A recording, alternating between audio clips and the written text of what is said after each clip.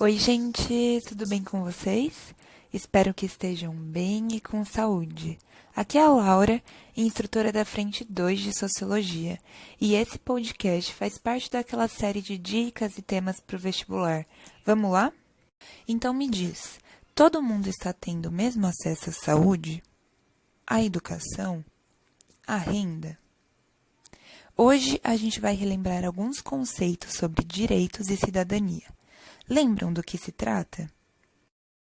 Primeiro, a gente precisa ter em mente que essa noção de cidadania e direitos é uma noção que foi e é construída historicamente. Isso quer dizer que esses conceitos, eles vêm sendo transformados ao longo do tempo. Lembra lá na Grécia Antiga que ser cidadão era um conceito exclusivo para homens livres e excluíam, portanto, mulheres, crianças, escravos, estrangeiros.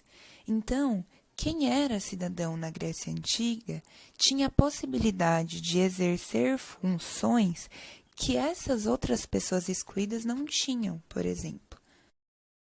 Então, podemos dizer que cidadania é o poder de participação integral na sociedade.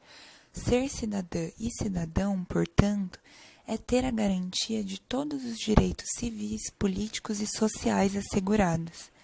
E é importante dizer que aqueles que compartilham esse status de cidadania também compartilham o mesmo conjunto de direitos e deveres, tudo bem?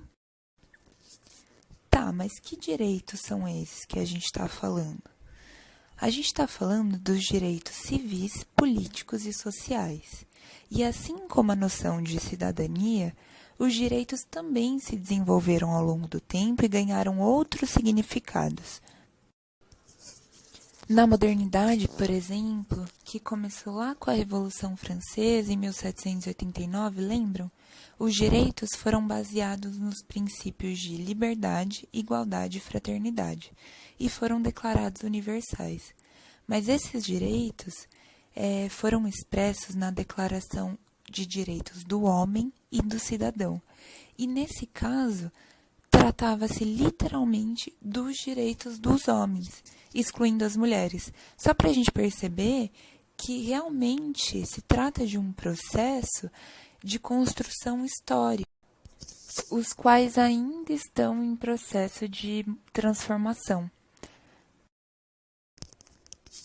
Então temos os direitos civis, que correspondem aos direitos necessários para a garantia das liberdades individuais. Então, a gente está falando de liberdade de expressão, liberdade de locomoção, liberdade de imprensa e assim por diante. Já os direitos políticos se tratam das nossas garantias de participação do exercício do poder político, ou seja, das decisões políticas do nosso país. A gente está falando do direito de votar ou ser votado, direito de nos manifestar e protestar, por exemplo, de se organizar em sindicatos e assim por diante. E por fim, temos os direitos sociais. Esses dizem respeito ao direito de um mínimo de bem-estar. É o direito de participar por completo na sociedade e levar a vida de um ser civilizado de acordo com os padrões que prevalecem na sociedade. Então, trata-se do direito à saúde, à educação, à previdência, assistência social, transporte e etc. Mas a gente sabe que na prática não é assim que acontece, né? Principalmente porque vivemos dentro de um sistema capitalista que promove desigualdades e assim não permite que todos tenham acesso ao mesmo direito. Então, aqui a gente tem dois conceitos que diferenciam a teoria da prática. Então, primeiro, a gente tem o conceito de cidadania formal, que é essa que está assegurada pela nossa Constituição e em leis específicas de cada país. A cidadania formal é a que estabelece que todos os indivíduos são iguais perante a lei, garantindo aos mesmos a possibilidade de lutar judicialmente pelos seus direitos. No nosso caso, é o artigo 5º da Constituição que prevê que todos somos iguais perante a lei, sem distinção de qualquer natureza e assim por diante.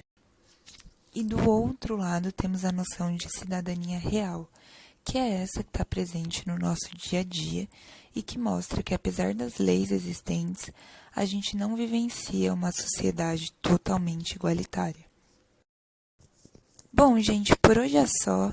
Espero que tenha ajudado a recordar aí as noções de direitos e cidadania e nos vemos na próxima. Um beijo, se cuidem, fiquem bem.